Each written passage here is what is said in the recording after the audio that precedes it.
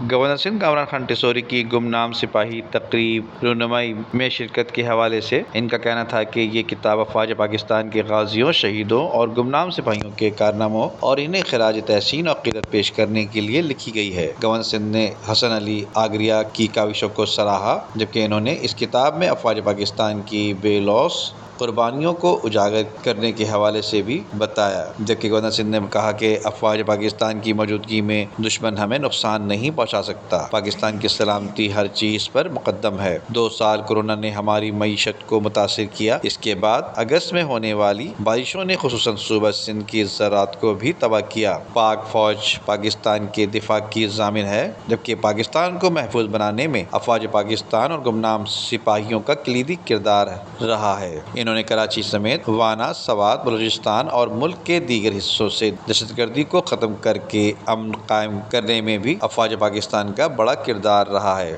کامران خان ٹیسوری نے بتایا کہ پاک افواج نے پاکستان کو شام، یمن، مصر، لیبیا اور عراق ہونے سے بھی بچایا ہے۔ یہ شہیدوں کے خون کا خراج ہی ہے جو آج ہم ایک آزاد وطن میں زندگی گزار رہے ہیں۔ جبکہ پاکستانی قوم افواج پاکستان سے جتنی محبت رکھتی ہے، اس کی مثال دنیا میں کہیں نہیں ملتی۔ دشمن جتنی بھی سازشیں کر لے، وہ افواج پاکستان سے قوم کی لازوال محبت کم نہیں کر سکتے، جبکہ پاکستانی قوم غازیوں اور گمنام سپاہیوں کی عظیم قربانیوں کو ہمیشہ یاد رکھے گی۔ ندیم صدیقی، میٹرو 7 پاکستان۔